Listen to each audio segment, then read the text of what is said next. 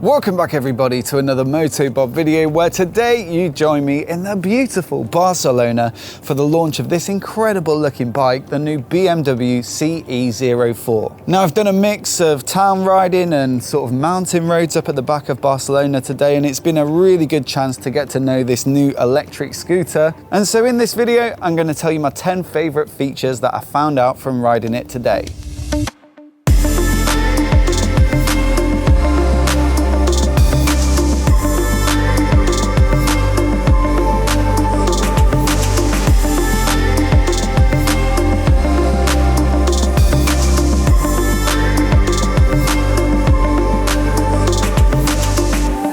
But before we get started, a massive thanks to Moto for sponsoring the channel. They make gear that's perfect for city riding because it looks great on the bike, it's protective, but as soon as you get off the bike, there's no need to get changed because it just looks good. I'm wearing their Husky jacket today, their Robbie Arm jeans, and then also their awesome Onyx gloves. So if you like any of the products you see in this video, check out the links in the description for more information. Now, anytime I review electric bikes on this channel, the comments that come up the most frequently are questions around range and charging times. And I think BMW have done a great job of appropriately speccing this bike for city riding. So it's an 8.9 kilowatt hour battery that's slung under the bike.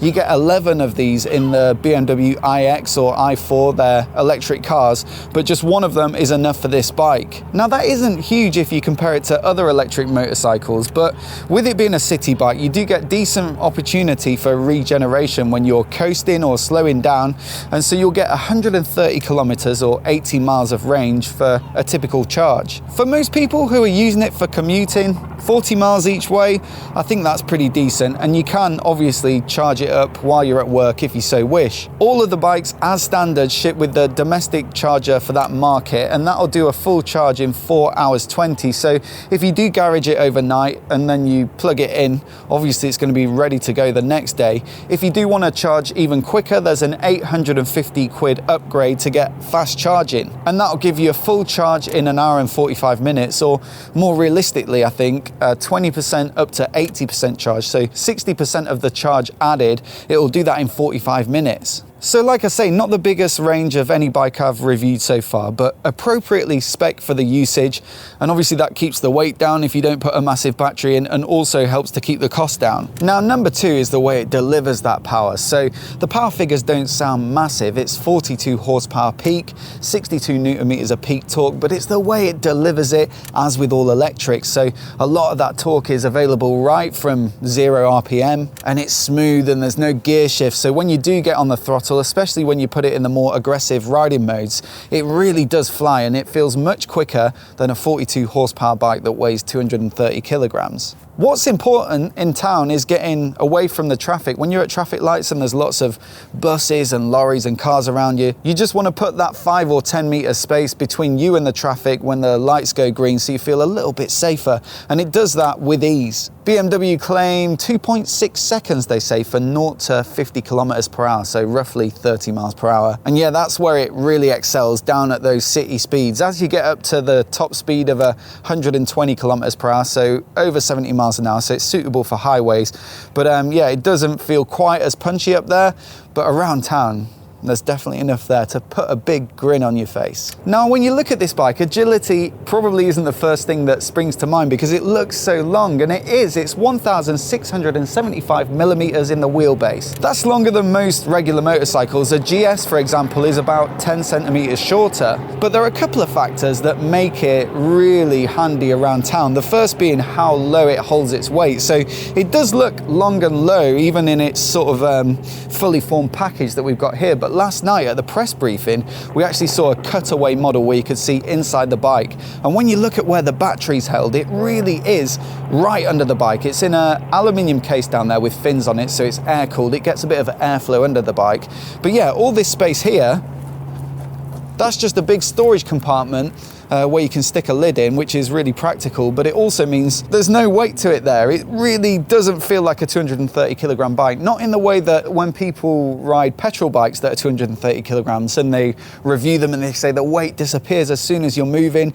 Even at a standstill, this thing just feels so planted. When you're doing launches like this, you have a lot of photography and video stops, so you have to do U-turns and sort of maneuver the bike, and quite often on bigger bikes you have a few heart in mouth moments where you're reaching down, but the seat's low, the weight's low. I haven't had a single scare all day. That translates into really nice, easygoing handling when you're on the road, and when you're filtering and picking your way through traffic, as we've been doing in town all day. It's just easy peasy to ride, for want of a better word. The other thing is the narrowness. So at the back there, typically on a petrol scooter, they were talking about this in the design briefing last night, you'll have a big engine on the side of the swing arm on one side of the bike, you've got an exhaust on the other side, and then you need space inside the body of the bike there to have an airbox and petrol and all that kind of thing. But with this, a lot of that stuff's gone. You know, the motor is here, battery under here, some electronics in here and at the front, but really this back end is super narrow. I mean, probably less than 30 centimeters at the wheel there. So when you're filtering and making some of those tight turns, you really never feel like you're going to clip the back end, and it just makes for a bike that's super easy to ride in town. But I guess that's just one half of what a bike like this should be able to do. I mean, if you were purely riding in town, you'd go for something shorter and more compact. This sort of bike is for commuting from out of town or from the suburbs, and you might take in a bit of twisty B road or straight A roads or a little bit of motorway to get into town in the first place. To show off its capabilities in that respect, we've done a variety of riding today, and I've got to say, it does handle pretty well. Look, it's no substitute for a regular motorcycle in terms of fun and character, but as one part of what it can do, on the twisty mountain roads we did today, it really can drive out of the corners and barrel into them. The suspension's good, you've got twin 4-pot radially mounted brakes at the front there, the braking response feels really decent. It's got that strong low to mid-range pull that you get with electric bikes, and then with the dynamic riding mode, that really does bring it to life. So yeah, not quite a replacement for proper good motorcycling, but I will say for quicker rural riding, it has impressed me today. Now clearly a bike like this has got to be comfortable as well, and it delivers in spades. You've got this nice long bench seat. There are a few different options, I think maybe 6 or 7 different seats you can spec, but nice and long so you can move around, and plenty of space for a passenger. A couple of foot positions, so naturally you might have a sort of mid position here, but you can also get your feet forward for cruising. It's got a comfortable handlebar position, and then plenty of wind protection around the legs here from the fairing. A couple of optional upgrades that you might want to look into are heated grips, which, you know, if you're riding year round are an absolute must. The bench seat, I mean, it's fine for a few hours, but it is quite firm, so I'll be looking at that comfort seat with the heating elements as well to keep you warm.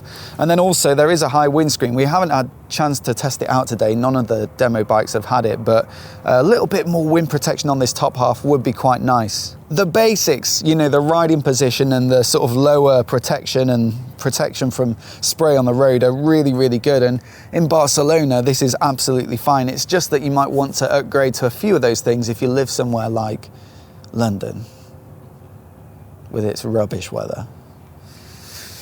Now I mentioned this storage compartment as a big plus, and it's worth a quick demo. So you've got a button here that opens it up, and it's tied into the keyless ignition system, so when it's parked up and turned off it's locked, of course.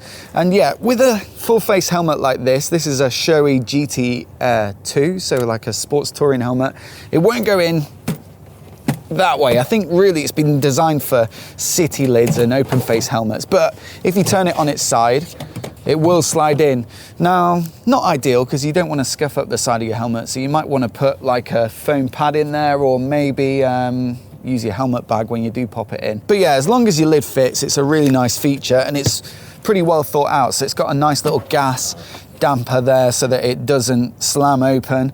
It's got a little light inside so that you can see what you're doing in there, and also It's been designed so that when you're sat on the bike with your leg up here, you can still get in and out of it. If you didn't want to stash your helmet in there, you could also use it for sandwiches, a laptop perhaps, or even the charging cable if you do want to charge when you're out and about. Now on this bike, fortunately, you get this brilliant TFT display, which I've seen on other BMWs recently. So the RT that I reviewed, the R18 Transcontinental and Bagger, they get it as well. And it really is, I've said it in those reviews as well, it's the best TFT dash on the motorcycle market at the moment, mainly because of the size. So it's 10.25 inches, which is far bigger than anything else offered on the market. You can either leave it as one big dash where you've just got basic riding information like speed and range and level of charge. You can have a full map if you've connected to your phone, or you can split screen, so you can have nav on one side and then the main riding information over to the left. It's one of the standout features of the bike, and it makes it really easy to navigate the menus and stuff because they're just so big and clearly designed. And also I really do like, it's taken me a while to get used to it over the years, but the jog wheel that you get on BMWs and the menu button is dead easy to navigate. Now the phone integration is another great feature as well, so you can do media playback through the switchgear and dash, you can take phone calls and messages, and the nav as well, which I think is probably the main use case for most people. Now they've actually designed a great little stash down here. Again, it locks. It's also splash proof to keep your phone nice and dry, and it's actively ventilated, they call it, which means it's got a fan. There's a USB-C port here, so you can charge your phone while it's in there, and obviously if it's a hot day with this black plastic, it probably would get quite warm, so it is an important feature so that your phone doesn't overheat. But yeah, the main thing that they've got right with this is on previous bikes that I've tried from BMW with a phone stash, my big iPhone 11 Pro Max in a case didn't fit, and I'd have to take the phone out of the case to put it in the phone stash. Thankfully, they've changed the design here. It basically extends with a spring at the back to accommodate whatever size of phone you got, and it fits easily. Even with a chunkier case than this, it would fit. And I mean, tech-wise, that's just the tip of the iceberg. There's bags of it on this bike. As standard, you get 3 riding modes. So you get Eco, which has the maximum regenerative braking so that you extend the battery life as long as possible, and also it gives you quite a gentle throttle response. There's Rain, which also gets a gentle throttle response, but less of the engine braking effect because you don't want the back wheel squirming around when you're off the throttle on a greasy, wet road. Road mode has a more lively throttle response, and again, not that much engine braking or regen. And then the optional dynamic mode has the full road throttle response, and then almost the same amount of engine braking effect as the Eco mode. And that means that you can almost ride it like a one-pedal car. This idea that you just press the throttle to go, and then as you lift it, brakes using the sort of regen effect.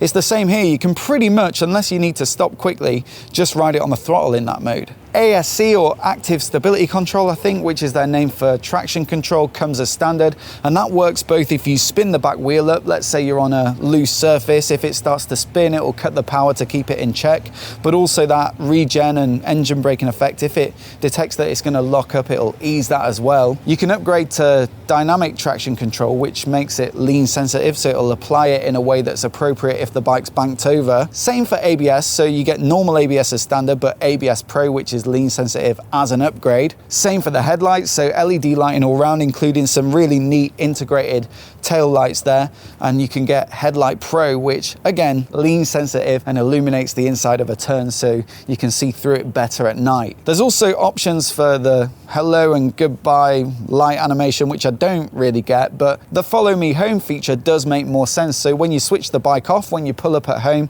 you can hit the headlight button and it'll keep the lights on for a bit to help you, find the keyhole with your key or get the garage door open. It's keyless, and it's got the steering lock integrated as well, so that's nice and convenient. You can just leave the key in your pocket. It's got a reverse feature, so you hold this R button on the left switch gear and apply the throttle and it'll back the bike up.